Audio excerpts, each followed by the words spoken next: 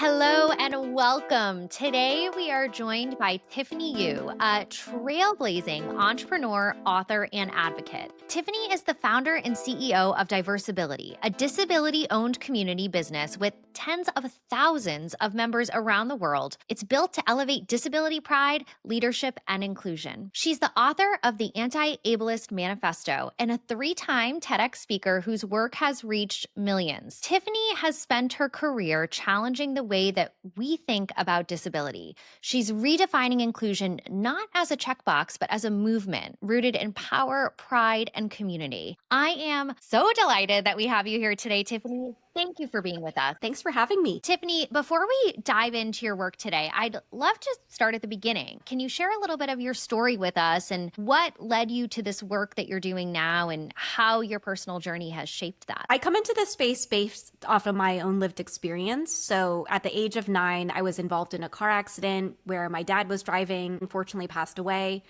And I acquired a handful of injuries and disabilities, including permanently paralyzing one of my arms. I broke a couple bones in one of my legs, so I was a temporary wheelchair user for about 4 months. And much later, I'd be diagnosed with PTSD or post-traumatic stress disorder, which is a type of neurodivergence or mental health disability. And for the first decade plus after I became disabled, I actually think perhaps heavily influenced by being the daughter of Asian immigrants, I had internalized that I really shouldn't share any of those details with anyone.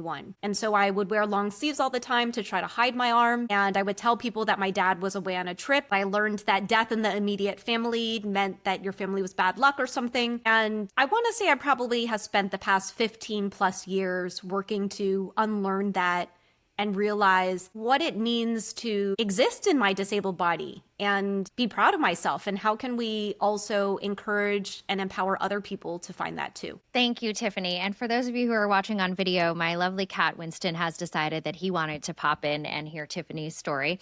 I will say that I dream of becoming a cat whisperer. So I think he heard me. Yes, you are. You know, the cats have never made an appearance on the podcast. So, Tiffany, perhaps you are a cat whisperer because he was clearly very drawn to you. So, thank you. I'm going to clip that and I'm going to share it. So people make a joke that I'm like too thirsty for cats because cats are very independent. So we are digressing off script, but I just want people, Lily said it, is that the cat did make an appearance. It is true. And he truly has not on any of the other episodes. So, you know, I feel like we've taken the audience on emotional whiplash here. From your very deep story, personal story to you being thirsty for cats. But I guess that shows the range you've got, Tiffany, and I love it. I'm here for it. So anyways, you went through so much at such a young age, and I am blown away by the way that you're able to talk about all of these different elements of your story and you're able to piece them together to help others. And so when I was doing research for this podcast, I was totally digging into your TikTok and Instagram and your book and other podcast episodes that you've been on. And I wanted to bring up something on your TikTok intro story. It's pinned to the top of your profile and it just absolutely stopped me in my tracks. I have thought about it a lot over the past couple of weeks. You mentioned that when you were growing up, there were conversations about the Japanese proverb, the nail that sticks out gets hammered down. What does that proverb mean to you personally, and how has your relationship to it evolved? Nail that sticks out gets hammered down is this idea that if you try to stand out, you're going to get hammered. And so the way that kind of played out for me was blend in with the wallpaper, be vanilla, uninteresting, and don't draw any attention to yourself. And I saw that reflected a little bit in my parents' journey, where I think for them being immigrants to the US, they had internalized that their pathway to success was through assimilation and erasure of their race. And I share that because it actually wasn't until I was 18 years old that I started to identify as Asian American or Taiwanese American. I didn't grow up speaking the language. I didn't understand the significance of Lunar New Year. I was an only. I was a nail that stuck out. And I want to share that like 18-year-old of coming into my identity as an Asian person because I had a very similar journey with owning my disability identity too. And I wanted to share that other part, that for me coming into a disability identity, I had a pathway for what that looked like in another aspect of my identity. So people always say like, one day you were not talking about it and the next day you were, like, how does that transition happen? And I think it was like because I saw examples of finding community, meeting other Taiwanese American students when I was in university. And actually my takeaway now from that proverb, the nail that sticks out gets hammered down, is that all of us in community together as nails that stick out is how we thrive. Like we don't have the privilege to get, people will try to hammer us down, but we're still going to continue to stick out, right? And so how do we find community and solace in that in some ways? And I think now, now as an almost 40-year-old, I am realizing that the greatest gift is just by being myself. And the ways that I feel like I've been supported in that feels so liberating. I wish like I could give 9-year-old Tiffany a hug. Ugh. I love that, Tiffany. And again, I'm so grateful that you introduced that proverb to me because it challenged me to think really critically about identity. And I love how you stepped into owning these different parts of your identity that make you quote unquote different, but also the point that when everybody comes together, when you are in community and you're all sticking out together, we're a lot harder to hammer down, right? We become our own foundation, which is really cool. Yeah.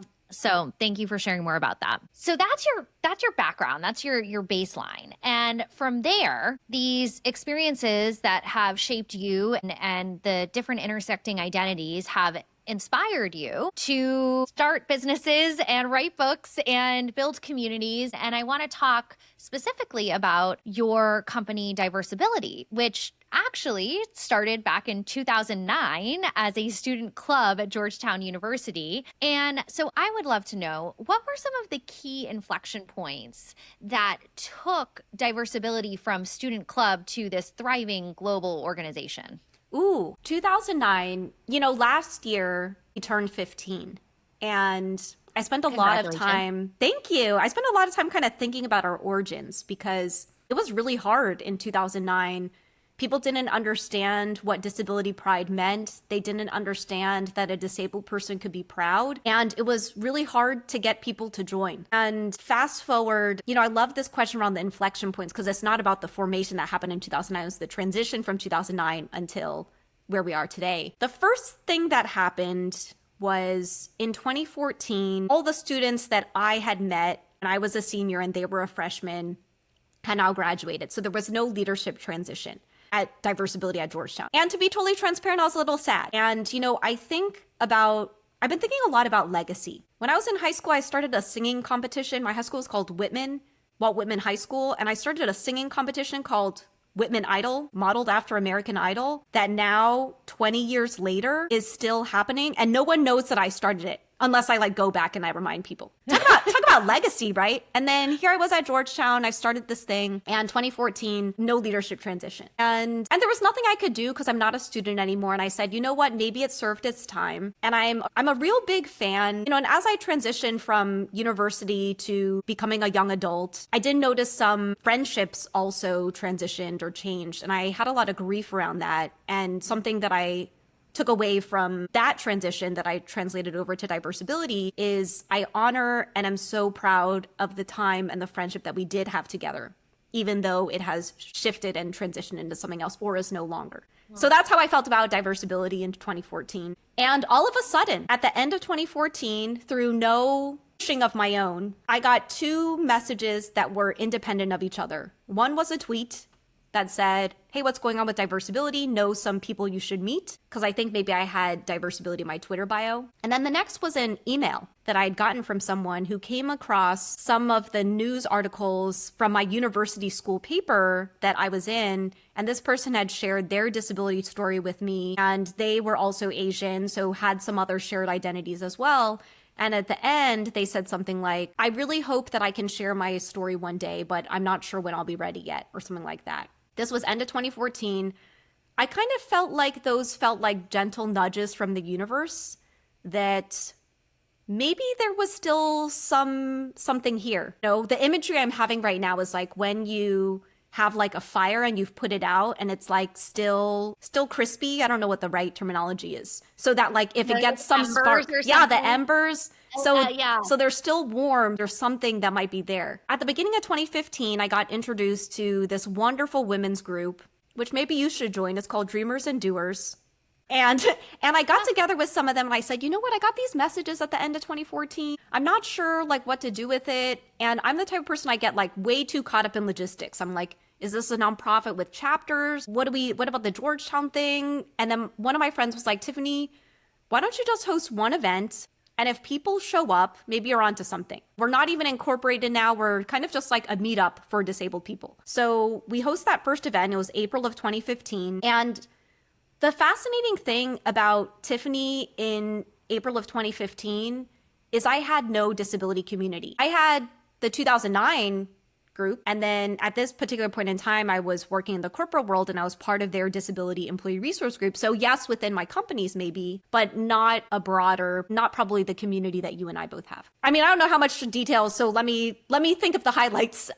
So 2015, we launched that first event. It was sold out, which was like 70 people, as many people we could fit into like the common area of a co-working space. And after that event, people came up to us and they go, oh, when's the next event? And it made me realize, at least at that particular point in time in 2015, that there was no like meetup for disabled people. Now I think there are tons of events. And this was in New York City. So 2015, we still continue to host those events. And then we started to launch chapters. So the person who had sent me the email, he was based in Los Angeles. So he launched the Los Angeles chapter and they had their event. Montgomery, Alabama, DC were all bubbling with events too. Portland, Oregon. And then the pandemic happened in 2020. I'm fast forwarding a little bit, but I guess from 2015 until 2020, we pretty much operated on an events basis and we finally incorporated. And interestingly enough, the impetus for the incorporation was the New York Public Library, which had generously donated space for us to host some of our events, came to us and said, hey, we're looking to do a staff librarian awareness training. Can you curate people of different types of disabilities to speak on this panel and we'll pay you? And I was like, oh, I didn't realize we could do that. And so I negotiated for them and we took like a small cut and we got 3 people who had very different experiences navigating the library on this panel. And I was like, did we accidentally come up with a business model? So fast forward to 2020, the start of the pandemic, and we were primarily doing events.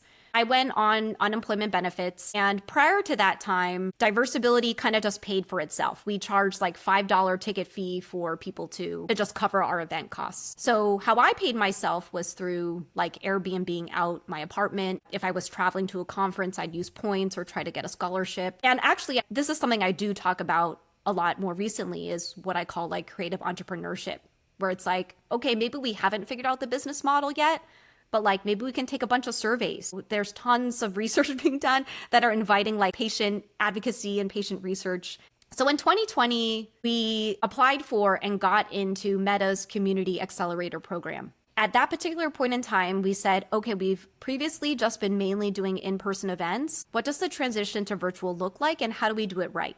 We had a kind of dormant Facebook group for people to kind of gather to chat in between our events. But it was really for me about like meeting in person. Because I was like, when you meet someone, it challenges your stereotypes. It starts to interrupt that bias that you may have about what someone who lives with a disability and what their lives are like. So that kind of felt like our first big win on an organizational level, I want to say. And since then, we've had a couple other big wins. But I will say probably the biggest, and our team grew from 2 to 11. Now we're back down to 4. We grew very quickly, probably like a lot of other organizations have. And today I feel really proud. We run a paid membership community. We've spoken a little bit about that experience. But for me, it feels like the secret weapon for people in the disability community. Like, where's the place that you can go to lift each other up and share opportunities with each other so that we can increase the visibility and respect for all of us overall? And hey, it's okay if, you can't afford the membership. Can we have free opportunities for you to plug into community as well? But I feel like I built my whole brand around community because that's something I so desperately wanted as a kid. I felt so isolated and alone and excluded in my experience that it's like, and I ebb and flow because I'm an introvert too. And now even thinking about it, I don't even know if over the past like 5, 10, 15 years, those were the key visible moments. But I feel like a lot of it was probably a lot of confidence in myself and my story and the transformation that I believe can happen for so many of us in the disability community if you know that you're not alone. Yeah, I loved hearing that story because it was 15 years is remarkable. And you built something, an industry that's kind of starting to exist, right? Like this disability advocacy as a business model. But that was not at all a thing back in 2009 when you first got this started. And so it's amazing to watch your ingenuity and hear your thinking process and what those inflection points were that brought you here, because you really were such a pioneer in this that paved the way for the rest of us to step into this space, right? I don't know that Chronic Boss would be here if it weren't for you paving the way with diversability. So thank you for all of the incredible work that you do. I appreciate that. You know, I had a friend, she recently read my book, The Anti-Ablest Manifesto, and she's like, Tiffany, she's like, what's so interesting about you is that like you're doing the thing. And I never like thought about it that way, because if I look back, it was like, okay, I couldn't find community, so I created one. Okay, I couldn't find events that featured disabled speakers, so I started hosting and organizing them. Okay, I couldn't find grant opportunities for disabled people who had projects, so we co-founded it, you know, through the Awesome Foundation Disability chapter. Then it's like, okay, we don't have an endowment fund that supports disabled students at Georgetown, you know, which is such a pivotal playground advocacy moment for me. So then I started it, you know, and it was like, I feel like many of us within the disability community do this too, right? So much of our work is inspired by not only injustice, but gaps that we're seeing. And I have this saying, like, I'm funding and building the things I wish existed when I was younger. But I appreciate you saying that. I think I don't want to be the only nail that sticks out. And I'm so grateful that not only are there like so many membership communities focused on disability leadership now too, but I think it's a lot easier to find community now than it was back in 2009. Yeah, most certainly. Spaces where we're honoring the positive too. And you can have the space where you're wallowing a little bit in the challenges, or trying, maybe not, the wallowing's not the right word, but navigating the challenges that you face as a disabled person, but also being able to celebrate what makes you unique and what gifts you bring to the world, and how your disability or chronic condition, or whatever way you want to say it, actually fuels you and makes you better at what you do. And so that's a lot of what we talk about at Chronic Boss. And you brought up the Anti-Ablism Manifesto, which is where I was going next, and your TikTok series that has over 350 videos and over 5 million views, which I have in my notes in all caps. So cool, with a lot of exclamation points, because it's just incredible the reach that that's gotten. So start there, because I believe the TikTok series came before the book. So tell me a little bit about how that all got started. It was 2020 when I downloaded TikTok, probably like many of you. And I will say, and maybe still do, I don't like the sound of my voice. And so Instagram was where I thrived. You know, I was like, static photos, Instagram, the old version of it. Then TikTok came along, and one of my friends, actually, she came on my podcast, Haley Hoffman Smith, and she goes, you got to get on TikTok. And I go, oh, well, it's lip syncing and music videos. She goes, it's so much more than that. And she got onto TikTok at a very pivotal time too. So many of us were experiencing enormous amounts of growth. And I thought, okay, this is a video platform. Like, what visual stuff do I have? And then with the self-consciousness around my voice, I'm like, the message matters more than me being a critic of myself. So I'm like, I'm going to say it however it needs to be said, in the tone of voice that I have. So I originally started recording videos of how I navigate life with a paralyzed arm. Surprisingly, you know, and actually I just talked about this today, you know, Tilt Beauty, the beauty brand, and their mascara. So I actually have a video probably from 2020 showing how I open a tube of mascara, not the Tilt one, but most mascara is very thin and very sleek. And if you're opening it with one hand, it's quite difficult. So I would like do some balancing act where I have the tube in between my toes and then I twist it open. And now I'm like, maybe I should stitch it now with my Tilt Beauty mascara. So anyway, so I was showing people how I navigate the world with a paralyzed arm, which was not the type of advocacy. I was doing a different type of advocacy. And fascinatingly so, I found that content helped me find other people who live with paralyzed arms, and anyone who has an upper extremity related disability was finding a lot of benefits from it too. Stroke people who were recovering from strokes, and even occupational therapists. So I was like, okay, this feels weird that I'm showing you how I open mascara, but maybe it will be helpful. And after a certain point in time, I was like, I don't know if I want to keep creating content like that. But one question I do keep getting is, how can I show up better for the disability community? And every single time I would do a podcast, at the end, they would always ask the question, okay, what's the one thing you hope people take away about how they can show up better for the disability community? And it bothered me because the answer is different depending on who you are. So for you, Lily, as a podcast host, it could be around putting transcripts for your podcast, or someone who is creating content on social media, like captioning your videos. I'm not going to tell someone who's an HR manager to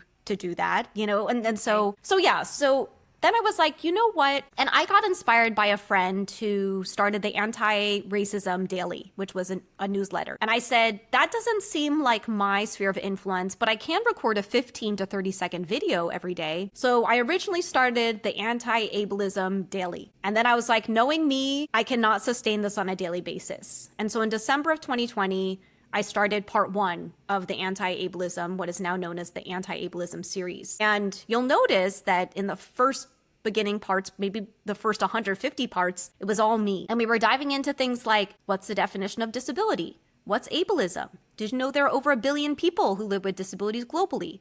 Did you know the ADA, the Americans with Disabilities Act, is turning 35? Did you know people who live with chronic illnesses is also considered a type of disability? If you live with a disability and you don't, we're going into, we could talk about the microaggressions part, we could talk about the data, and now it's more transition to having guests on and trying to use my platform to share with others. But the book came in about a couple months later, and I never anticipated writing a book. And it happened unconventionally in the sense that a literary agent, I think we're seeing a lot more social media creators now get book deals because I think the platform and the audience you have is sticky. So someone reached out and they said, hey, have you thought about writing a book? And I said, no, I have too much going on. And they said, I want to represent you for a book that you're going to write. And I said, okay, you have fun with that. And, maybe a year passes by. And I get reached out to by a publisher. And they said, hey, I've been seeing what you're posting on LinkedIn. Lily, I see the stuff you're posting on LinkedIn too. People see, you don't know who's watching. And they say, oh, have you ever thought about writing a book about disability inclusion that is kind of like geared toward allies and can also resonate with like organizations and employers? And I was like, oh, interesting. To fund our work at Diversability, where I'm actually going and doing some workshops around disability inclusion in the workplace. So that kind of became the beginning of the book proposal, which is kind of like the business plan for your book. I don't know if you have aspirations to write a book. This is probably more information than you want. No, it's great because we actually have a lot of people in our community who are maybe in the process of writing a book or are thinking about it. To your point, it is something that's becoming more commonplace where creators online are being asked to do it or interested in doing it. And I think it's an amazing way to connect with your audience and to get these important messages out. So I'm very intrigued, and I know that folks will be as well. So keep going. I mean, tell us what is in the book. So tell us what people can expect. And actually, a specific question for you too. I'm really curious why you went with the term manifesto as opposed to making it a biography or what have you. How did you end up there? Yeah, eventually there may be a memoir. I've had a book title in my head, I think since I was a kid, of a book I want to write with that title. I have no idea why I like the title, but anyway, I'm not going to share it. I'm not going to share it just yet. Okay, we can share it off the recording. Is it Thirsty for Cats? Actually, and that's a great title too. Yeah, so onto your point around, now I'm like, actually, Thirsty for Cats could be a good children's book and could teach you about consent. But anyway, okay, I digress. So the Anti-Ablest Manifesto, when something is called a manifesto, it makes you feel something, right? It's a directive. And I think about, probably as you do, the urgency of this work. And, I've been disabled for 28 years. I've been active as an advocate for 16. And people ask me why I still continue to do this work. And I think about how I wish people could see us the way I see us. We are magical. We're a generative force. In your language, we're bosses if we want to be. And we're not quite there yet. I still feel like there's like this attitude and perception gap. So then I said, okay, if I write a book that's a manifesto, it needs to be action oriented and similar to the way that we titled that our company is called Diversability. It makes you feel something. It makes you get curious. You're like, what is that word that's not a word? And it's an invitation for conversation. And so that's why I chose a title that's a little bit charged. But in addition to that, and I introduced this at the end of the book, is the Anti-Ablest Manifesto art. And this piece of art is actually the book in art form. So every statement on here, which very much reads like a manifesto, like disability is not a bad word or a bad thing, diversify your feed, we're not your inspiration, nothing about us without us, like everything is directive. Like every statement on the manifesto art actually corresponds with the chapter in the book. So yeah, I think for me, it was a couple parts, which is my brand has always been about curiosity and an invitation to have a conversation, whether that's through the name of our business, Diversability, or the name of my book, The Anti-Ablest Manifesto, or even how loud it is, right? It's an orange cover. And orange, I actually learned is like the color of advocacy. I didn't realize that at the time. For me, it represented fire, and fire to me means action. You know, we had that metaphor of the embers and the, maybe it's all like the same thing. It's fire. Yeah, you've got a fire in your soul to make an impact. I love, and you can see that and you can feel that in the way that you communicate, Tiffany. You really can. But what I will say you can expect from the book is, to me, it was my attempt at, again, answering the question, how can all of us show up better for the disability community? And it takes you through this framework called Me, We, Us, which is this transformative framework that I learned about 10 years ago in social impact spaces about how we can create change. So I think oftentimes we want to jump right to the us. And us to me is policy change, showing up at City Hall, even running for office. But the thing is, we've had a law in place here in the US, the Americans with Disabilities Act, for 35 years, and yet we still have a huge unemployment gap. We're still twice as likely to live in poverty. We still have policies in place that keep many of us who are on disability benefits in poverty. It's still legal to pay disabled people below minimum wage. So it's like policy, yes, we need, but we also need the hearts and minds to catch up. So the me section and the we section of the book is like, here's the independent study I can do on my own work. Here's the work we can do in relationship with each other. Then how can we show up in full force with being all those nails that are hammered out in community with each other to make change on a broader societal level. So cool. And the book is so powerful, and it is designed for people living with disabilities, as well as, to your point, people who are not and want to be anti-ableist, want to be allies, want to support and help drive the movement forward. You used a word when you were describing people living with disabilities and chronic conditions, and you used the word magical, that we are magical. And I believe that, and I say that often. And I know that members of our communities probably believe and see that, or we're helping them to believe and see that. But for anyone who's listening, who is living with a disability and they don't feel that yet, what is your advice to them? How can they believe in that magic in themselves?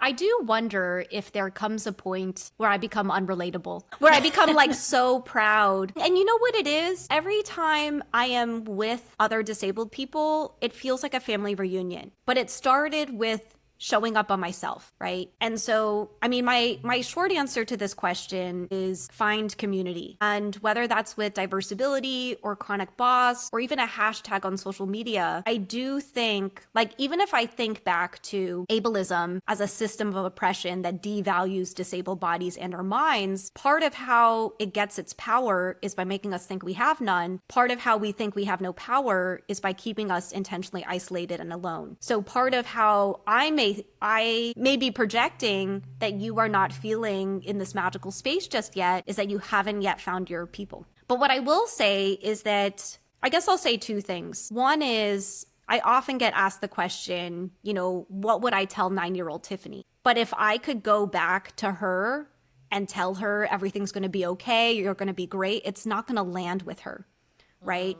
And so I want to make space for the grief and the heaviness and the tough parts of existing in a disabled body, especially if your disability is debilitating. And also maybe sometimes the social attitudes and perceptions of having to advocate for yourself and your access needs. That can be exhausting. So how can we also make space for that softness when you have to show up so hard in other places too. And I love this quote, which is my second point. And when I heard this quote, I actually only heard it in 2020. It's from someone named Francis Weller. And he goes, "The work of the mature person is to carry grief in one hand and gratitude in the other, and to be stretched large by them. How much sorrow can I hold? That's how much gratitude I can give." And I share that quote because for that 10-year period after I became disabled, I was not proud and I was not existing and seeing our community as magical. I had internalized society's low expectations of what I was to become. And I sat in grief for a really long time. I thought that was the only place I could exist. And I also want to share, and you touched on this a little bit too, Lily, is that I think sometimes people think there is only trauma from our stories. And sometimes we only get engagement when it's those hard, soft parts. And how can we live the fullness and colorfulness of our lives if we don't have light too? So I've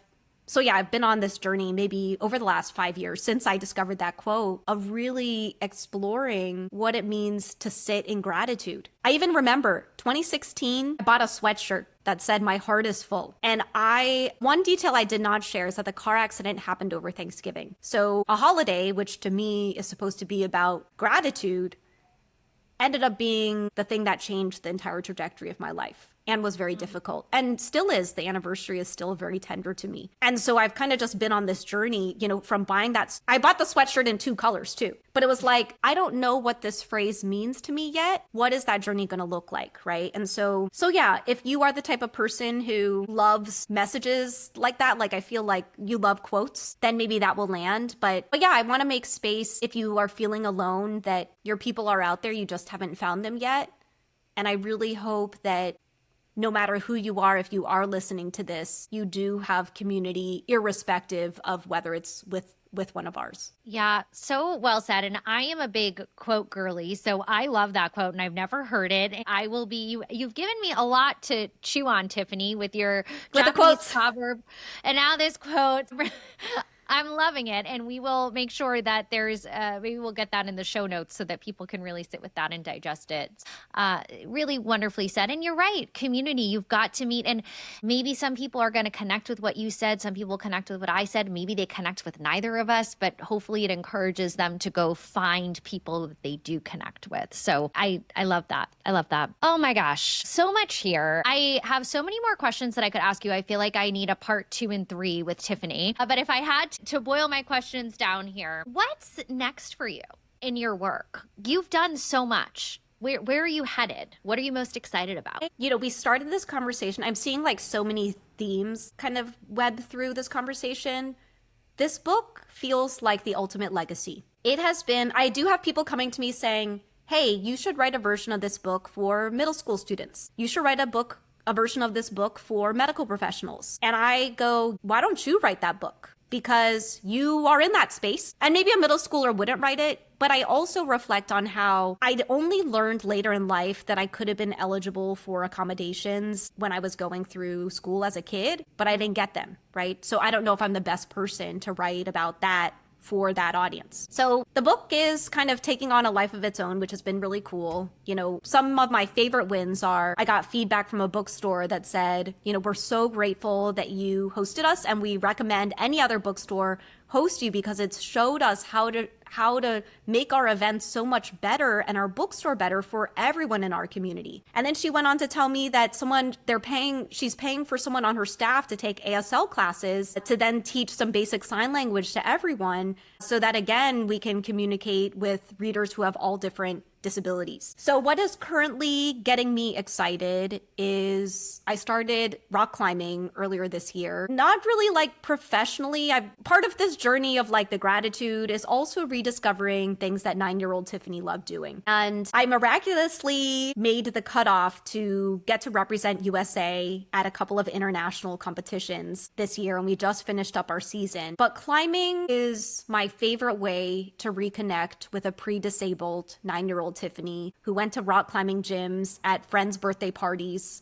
And maybe I will have my next birthday party at the rock climbing gym. So I guess all of that to say, I think I'm just savoring that this book has continued on. As we're recording this, the book has already been out for over a year. We're currently on our 4th printing. We have sold out 4 of our book stops this year, which is cool because most people don't really continue to host them. But I'm just so grateful that it's continuing to resonate. And if my legacy in this space is that it empowered people within our community to find their voice or to start their own initiatives, then I feel complete. I feel myself getting emotional because that is what this is all about. And you're right. This conversation, we've had the arc from Whitman Idol to Anti-Ablest Manifesto, and it has already touched in such a short period of time. It's already touched so many lives and changed so many lives. And you're changing a paradigm. You're changing the world, not just paradigm, you're changing the world, which is really remarkable. So thank you for all that you're doing. And I also appreciate that